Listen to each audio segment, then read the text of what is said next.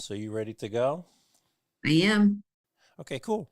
So I will count us down. Three, two, one. Hey, welcome back, everybody. Jeff Frick here, coming to you from the home studio for another episode of Work 20XX. It's late summer. Labor Day is just around the corner, so it's our annual check-in with Julie Whelan from CBRE to get their update on their occupier sentiment survey. So welcoming in through the magic of the internet all the way from Boston, she's Julie Whelan, the global head of occupier thought leadership from CBRE. Julie, great to see you. Thanks for having me, Jeff. It's a great tradition to be here with you every year. It is. I went and I checked before we got on today. We got on in June, and June in 2022 was a little bit of a scary situation, kind of coming out of COVID, which is hard to imagine that whole thing even happened. 2023, we talked a lot about kind of what's going to make buildings and neighborhoods sustainable. So what's kind of the theme for 2024, the America's Occupier Sentiment Survey, which everybody can get online, 31 pages of charts and graphs and data and some great analysis. So what's the big change or the theme maybe for 2024?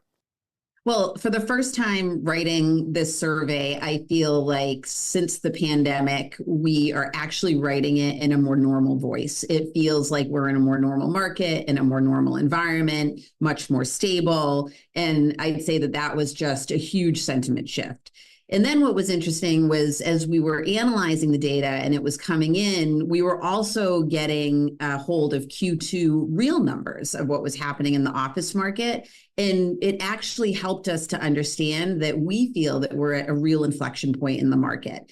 And the reason that I feel that way is because the sentiment in this survey really show that there's a shift in occupier behavior right now. The past 4 years, it has been all about downsizing, all about contracting, all about letting go of space that you didn't need in the face of the structural change of hybrid work.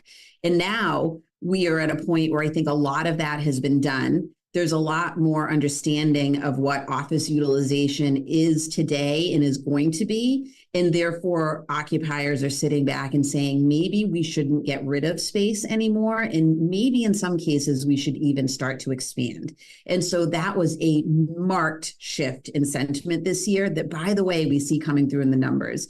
Q2 was the first quarter in quite a while that we saw positive net absorption in the national office market.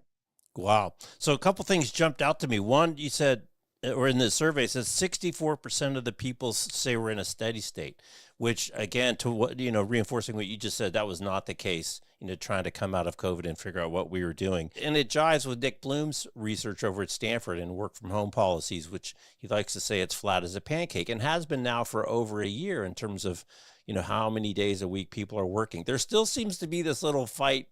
Last time we talked, you said we give up on Friday. Fridays are gone. But there still seems to be a little fight on that third day of the week where employers are looking for people to come in 3 days a week. People are coming in closer to two. So we still have this little, a bit of a battle for that last little bit. But what's interesting too, before we talked about return to office mandates, and I promise I won't use that word even though I just did, but your point was there's a difference between a policy and there's a difference between enforcement. And we're still seeing this huge gap between what people want and what's stated in the form of a policy and then what they're actually tracking and what they're punishing or taking action against.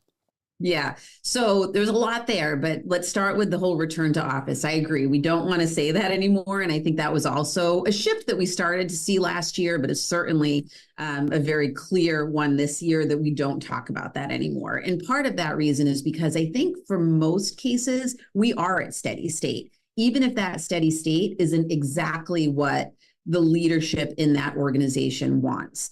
And I think the reason they are just sort of overlooking maybe some of what is not happening that they want to happen is because there really isn't a huge chasm between what employees are doing and what leaders want. If employees were coming in 1 day a week and employers wanted 4 days a week, then yes, we would still be talking about this return to office.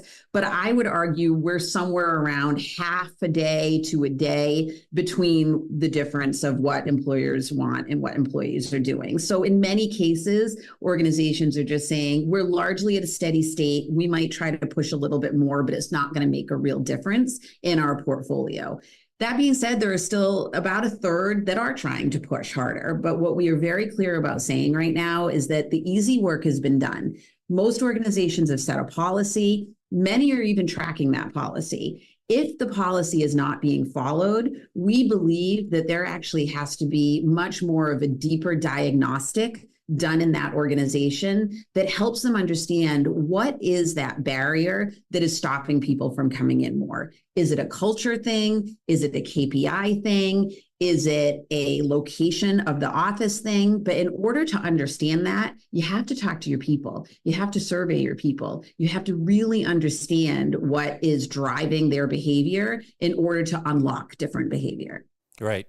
Another thing that jumps out of the survey is the difference between big companies and little companies. And I think in the survey, you define big companies as 10,000 employees or over, and little companies as 1,000 employees or less. And actually, in the big companies, they're still looking at downsizing potentially. They're still making the adjustments at a higher rate on the downside, where like 80%, I think, of the small companies are anticipating growing their demand. And it feels like that's more of a reflection of just growing the business than necessarily changing the policies, but a real split between big co's and little co's.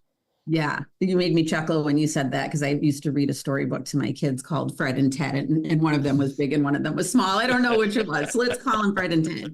So yes, I will say that there is absolutely a divide between what the larger organizations are doing and what the smaller ones are doing. But let's not forget that that wasn't a lot different before the pandemic. What we saw even before the pandemic, in between the sort of financial crisis in the pandemic, was that the largest organizations, especially financial services companies, were doing everything that they could to really make sure that their portfolio was efficient. I wouldn't even say that they were so worried about it being effective, because at that point, there was just a status quo of people coming in, but it was very much about efficiency. But during that time, the tech companies were growing. So they were able to kind of negate what was happening with the financial services companies. And there was still, therefore, decreasing vacancy and increasing occupancy in buildings. Now, today, that downsizing remains true, but it remains true, I'd say, more so probably around the tech companies that had gathered a lot of space and are now adjusting to a new way of work. But in many instances, the tech companies had let go of a lot of their space. Now they're starting to think that they do want more of an office presence, and therefore they're going the other direction. And tech companies themselves are actually taking a larger share of leasing than we have seen in the last 4 years.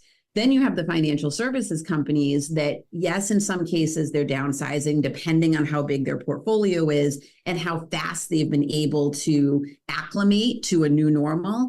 But in many cases, they were already so small and efficient that now that they want people back more than the average company, they actually are realizing they have to provide more of an employee experience. So maybe need better space or bigger space. So what we're seeing is definitely a push and pull right now, and there isn't so much of a pull away from space as there was. So that has moderated, and we are seeing more of a push towards more space. Now, smaller companies also that maybe got rid of their space altogether before the pandemic or during the pandemic and just went home, or are now expanding because the economic cycle is still pretty strong, they're actually telling us that they need more space. And so as a result, now you do have these two ends of the spectrum that are ending somewhere in the middle. Now, we're not saying that that means that vacancy is all of a sudden going to start to decrease, because we actually do expect that vacancy will continue to increase over the next year or so. But we are much closer to the end of this down cycle, we think, than we are from the beginning of it.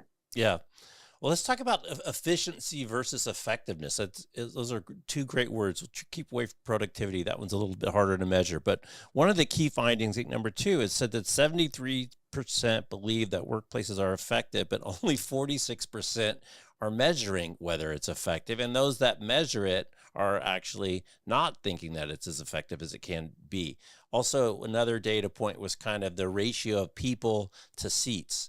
To chairs in the building, and that's changing. People are going to more shared spaces, and it's not just one-to-one relationship. So it still seems there's this lag of kind of these traditional measures of efficiency, and we're really not moving as quickly as one might hope in effectiveness. Phil Kirshner from McKinsey has this great line: rather than writing a book about the building, write a book about how the building gets a chapter in the success story of the company. And it's a real different way to think about the effectiveness of the space around a particular, activity or objective or goal. So then you can invest and make it better for that thing. How do you see, kind of this slow shift in measuring effectiveness and workplace productivity and HR measures versus, butts and seats and efficiency and how many cubes are taken?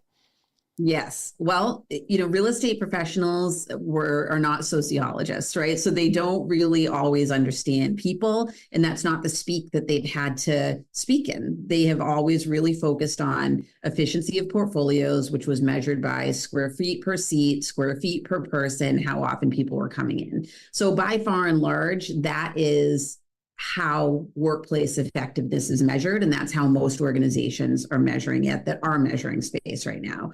However, effectiveness means something very different than people being in seats, because what we know is that even before the pandemic, people were not engaged. They were not always happy at work, and they were not, therefore, always effective at work. But when you think about the word effectiveness, even when we're having our annual reviews or our mid-year reviews or our monthly one-on-ones with our managers, how do they know that we're being effective? Effective against what? Well, there's goals that we have. Are clear goals that tell us and we have KPIs against if we're achieving those goals. I think the big piece of the office that's missing right now is that goal in the past has been just get people in. And now that goal is shifting, but we don't have a new goal that's very clear about the why we have to be in the office. So the policies are stated, and that gives us the number of days we're supposed to be in. And therefore, if we can measure against that, then we're saying we're being effective. However, the real goal is interpersonal connections and getting people to work together and driving the culture of organizations.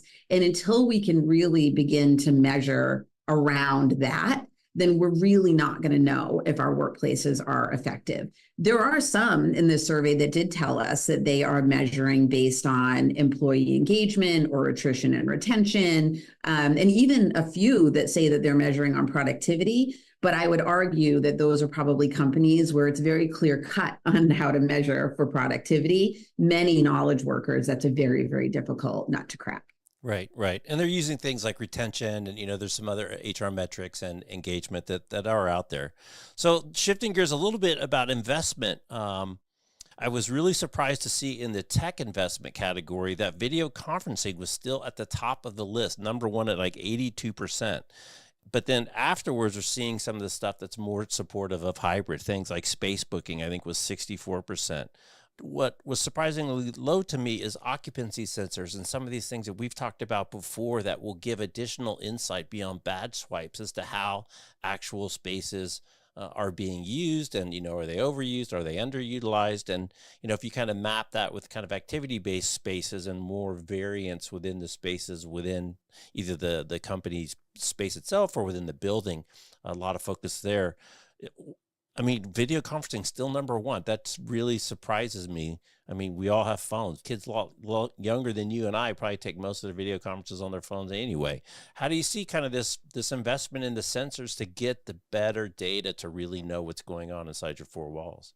Yeah, well, so video conferencing is an interesting one. First, we have to realize that there are hundreds of millions of square feet that are occupied. So outfitting all of that with technology to suit this new world of work is going to take some time. And I think that these survey results show us that time is still unfolding. Additionally, I think that video conferencing is increasing in terms of sophistication. And so I think that there's an element of that will continue to be an ongoing trend within organizations as they look to not only give video conferencing, but the best experience that they can in that video conferencing. So I would not be surprised if that stays the top of the list for certainly the interim as we're doing these surveys.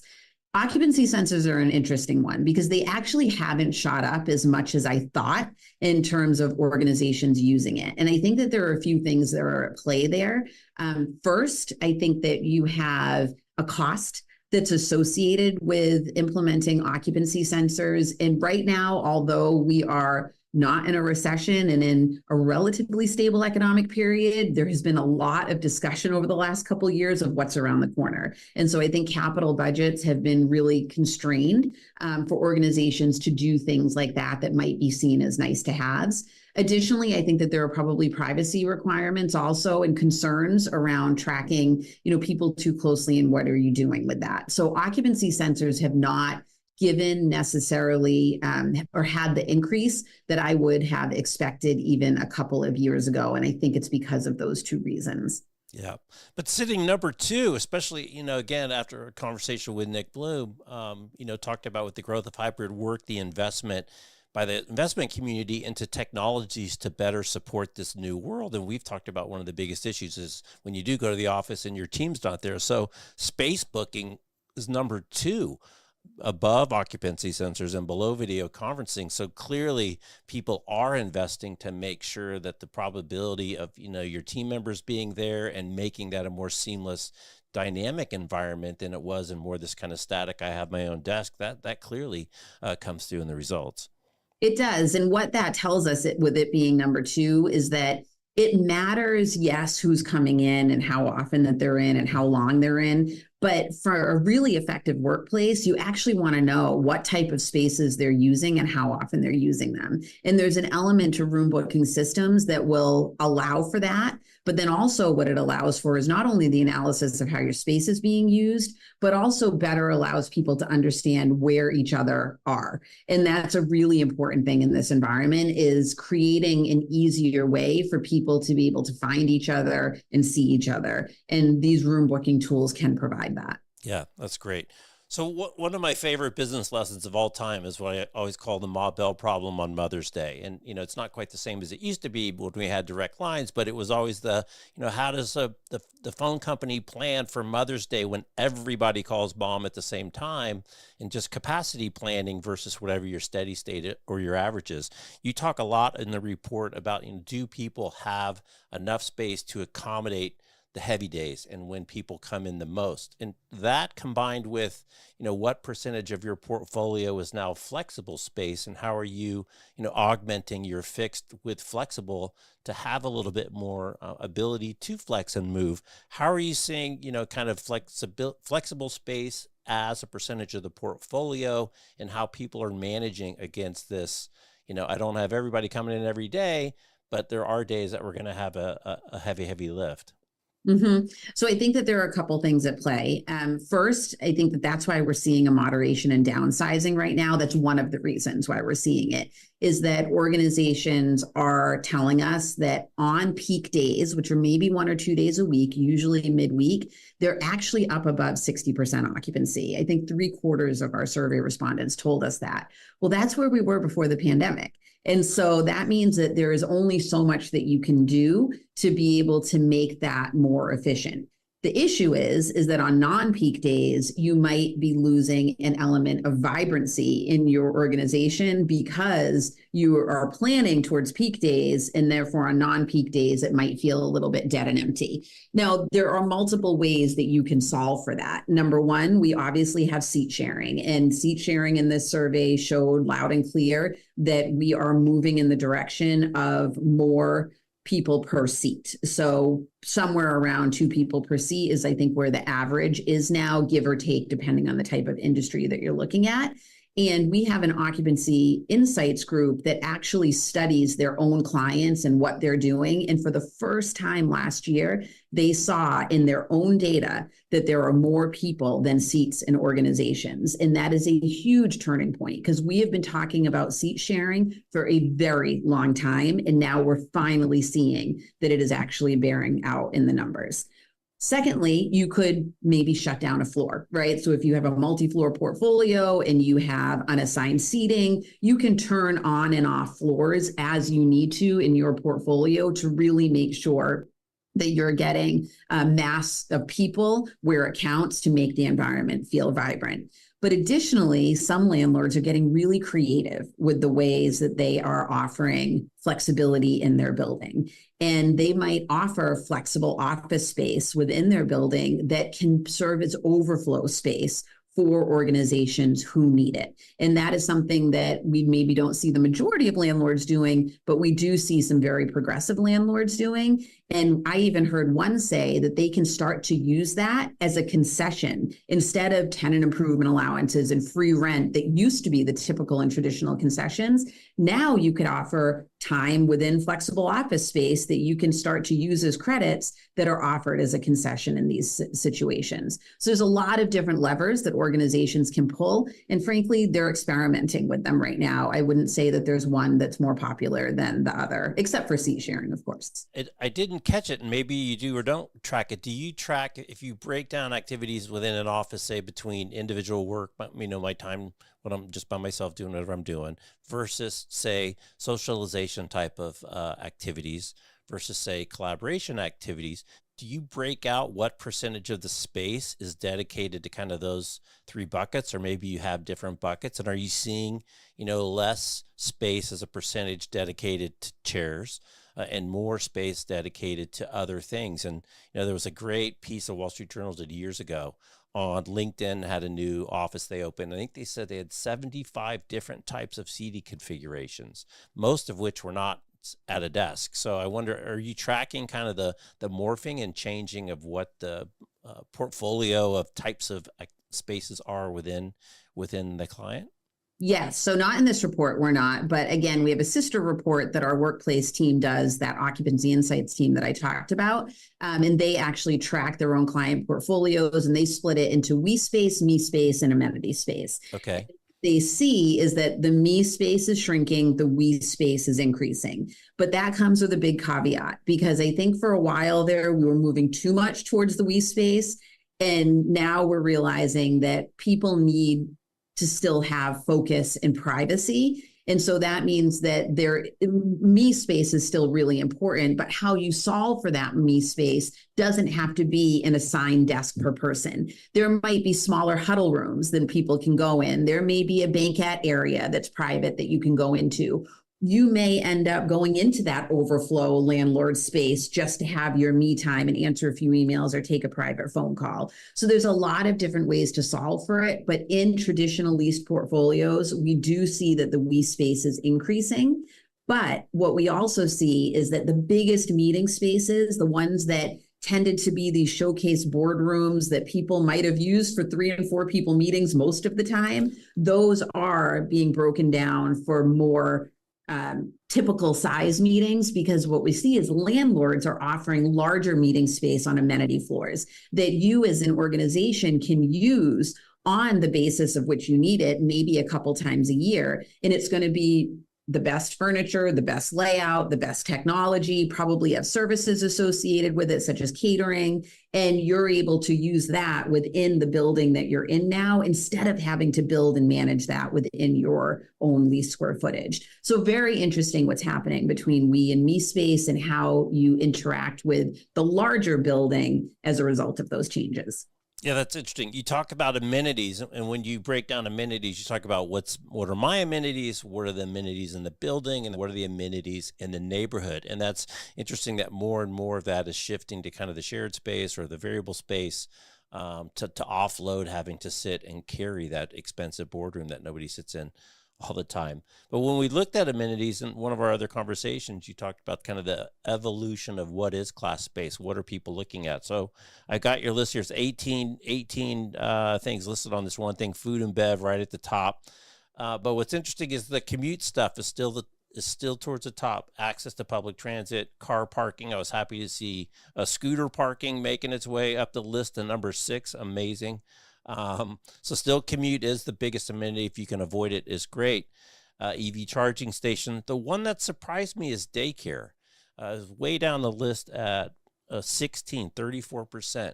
Is that because it's not most people get it taken care of outside of the office place? Was that just a tech thing with oil changes and dry cleaning that daycare was incorporated in the office? I'm surprised that's so low. Yeah, so daycare is an interesting one. And I think that it is very organization and location specific. And what I mean by that is if you have an organization that is made up of people that need daycare, then they are going to want daycare more. Whereas if you have a large organization that has all different types of generations working in it and commuting from everywhere, then daycare may be less of a discussion. So I really think it's company to company specific, depending on the employee base that they have, where they commute from, and what they want. So that one doesn't surprise me because, again, this is a survey that really is geared towards the large global multinational companies. And I really do think that it is a much more specific discussion to have within a company if a daycare is important. But what it does bring you to is this discussion about what's important in the neighborhood versus in the building. And what we're seeing more and more of is that landlords used to think, well, if I have food and beverage and a gym and maybe some retail, like a dry cleaner, then I'm set. And what we realize now is that organizations actually prefer to be in the neighborhoods, the districts that have all of that available so that you aren't prisoner to the building for that. And then they want their landlord to provide more service-oriented amenities that are going to help them as a specific tenant. So there is a real interplay right now that is happening between neighborhoods and buildings. And landlords themselves have to really pay attention to who is my tenant base, what do they want, what does the neighborhood already provide versus what do I need to start to provide? And that's a lot different than I think it was even just 5 years ago. Yeah, and we talked about that a lot, that healthy neighborhoods bring traffic from different types of people doing different types of things at different hours of the day. And it's the vibrancy of the neighborhood that then makes the building itself even feel more vibrant. The other amenity that was on here that's surprisingly low, I don't know, it's number 12, indoor air quality.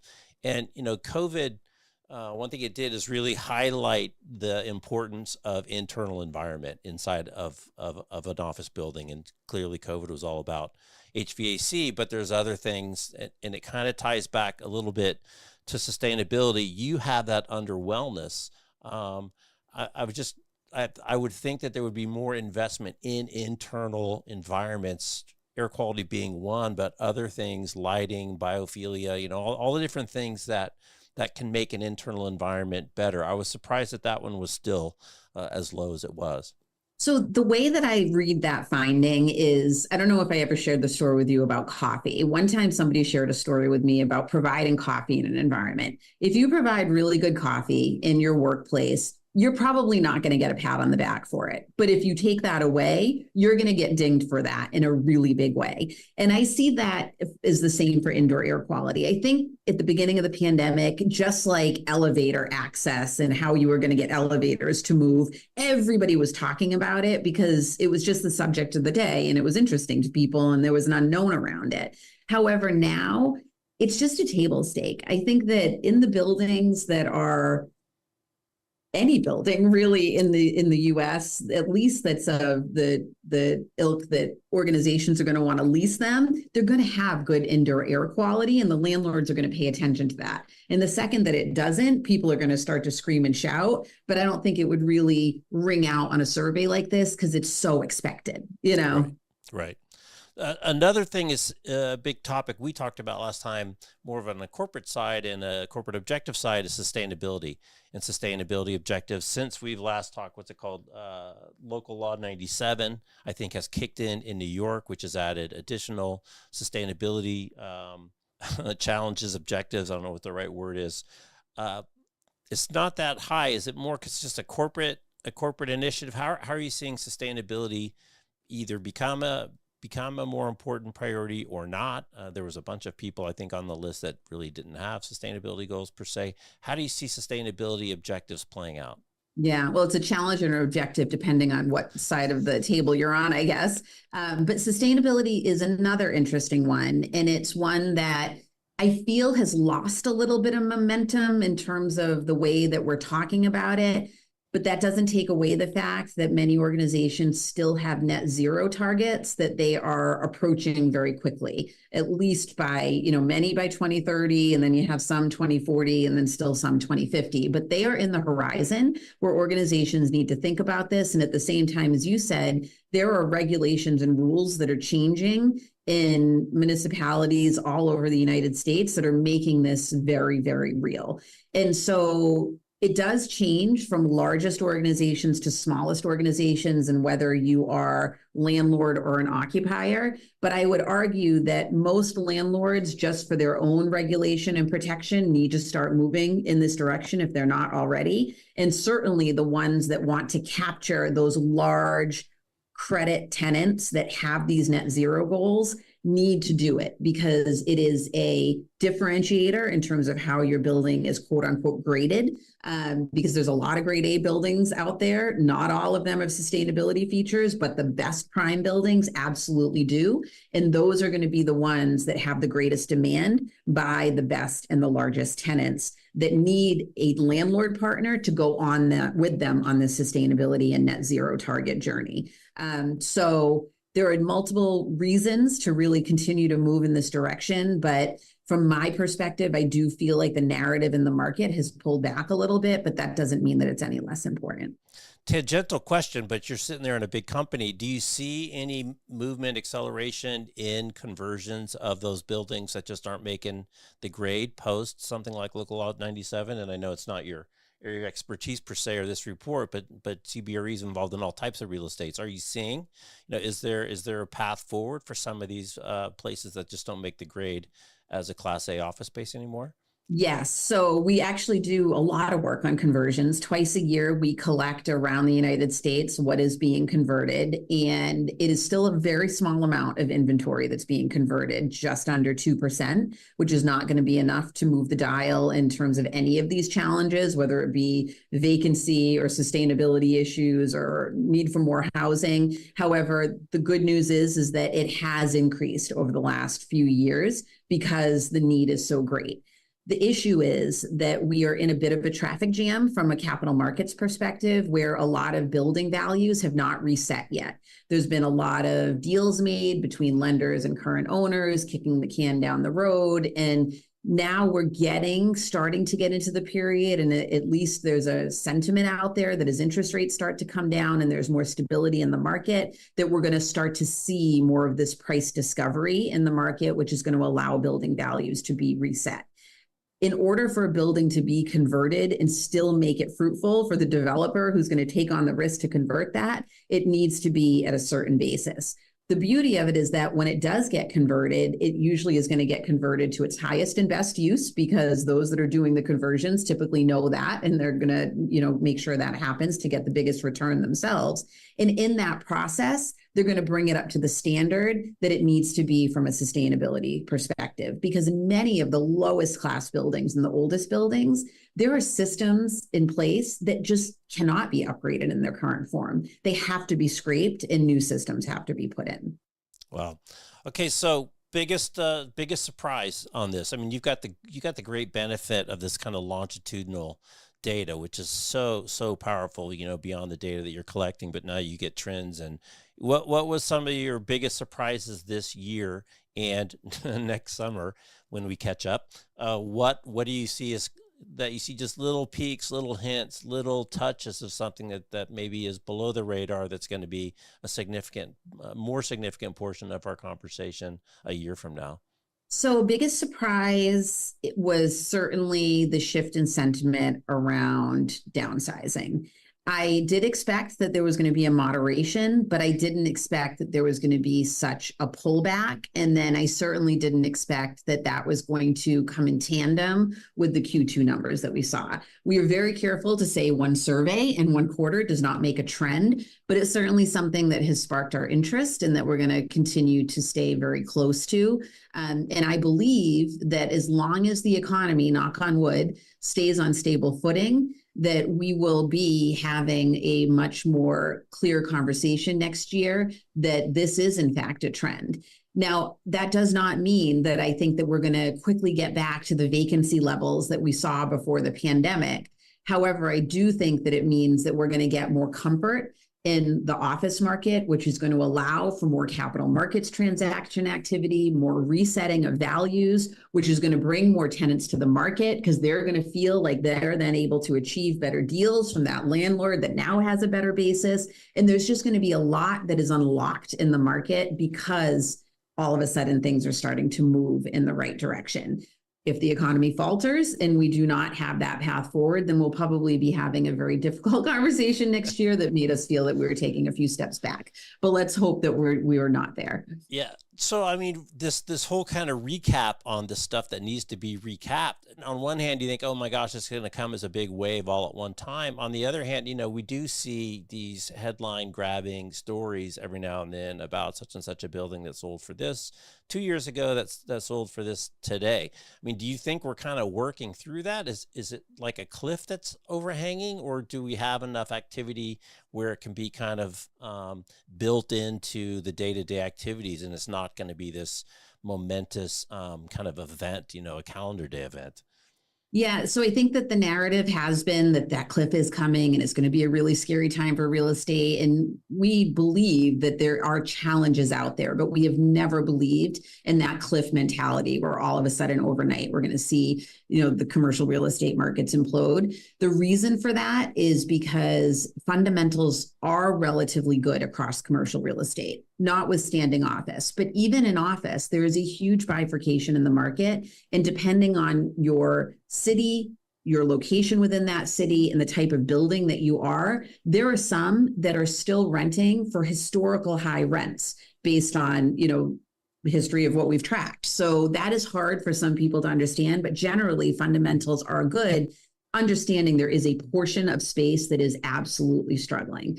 So for many reasons, we do believe that, things are going to slowly work their way out, because office is becoming thought of as a more investable asset right now. There are many that are indicating to us that they're actually interested now in investing in some what they call could be generational deals that might be out there.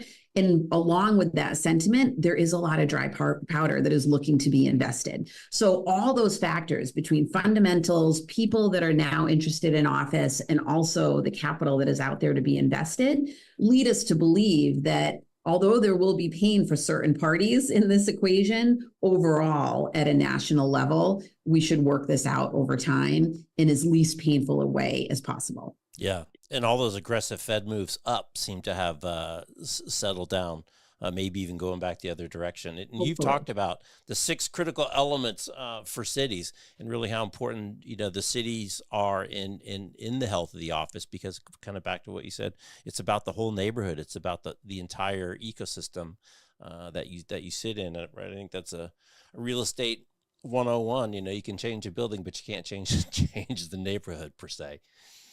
That's exactly it. And the difference, I think, though, is that location still holds true.